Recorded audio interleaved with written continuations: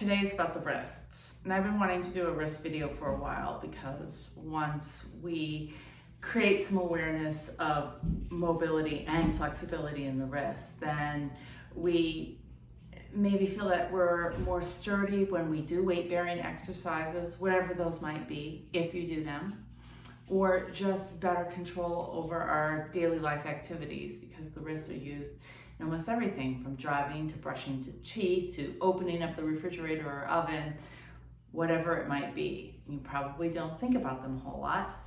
I didn't until I started branching out from yoga into some detour type activities, strength training, and just some basic functional movement.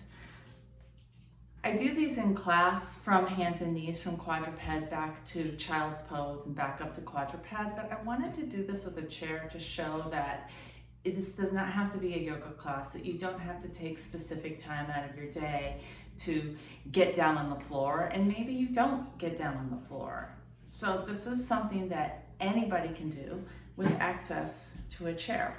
And you start with a basic stretch, reaching back. So your palms are on the chair and a little bit of shoulder action so we can get really dumpy, right? Or feel like you could use your palms to sort of pull the chair seat a little bit wider to feel the shoulders pack on the back. It's called shoulder blade protraction.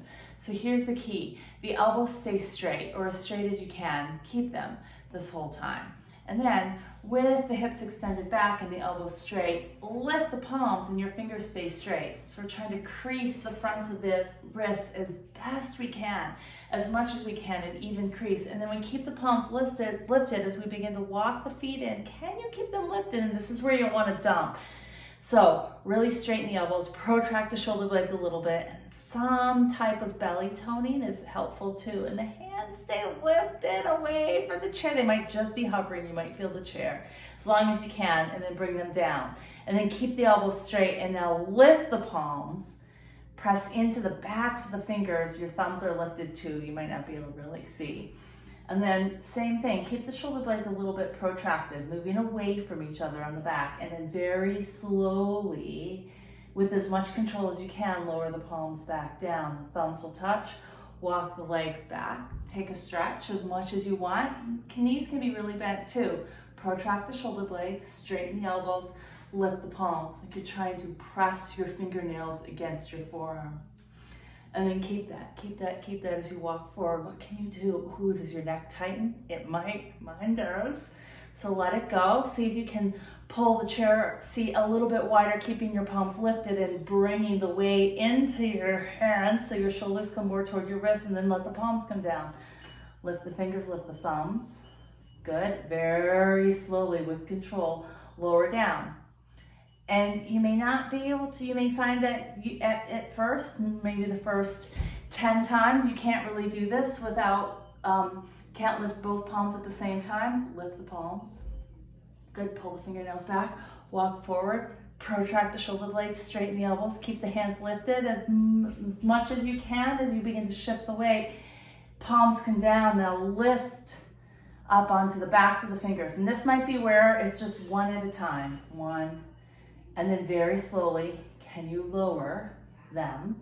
And you might be working one arm at a time, right? Just to maintain that sense of mobility.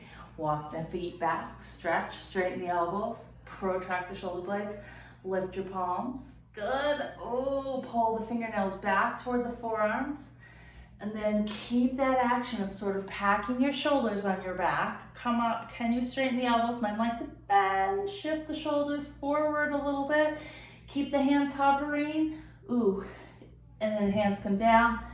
Lift the other side, so you're lifting up onto the backs of the fingers, and then very slowly lower down. You can do that a couple times. You may find after once, your forearms really are hot and a little bit tingly. And then when you're done, see if you can just do some wrist cars, some controlled articular rotations, and hold the forearm bones so that they don't turn a whole lot. Just notice what you have in the wrist. What does it feel like? And then let the whole thing go. You'll do the same thing on the other side. Just do some wrist circles first. See if you can isolate this movement in the wrists, and then let it go, so forearms and elbows and maybe shoulders, and shake it out. And you may not love those, because when I first started doing them, I did not love them. They're pretty difficult.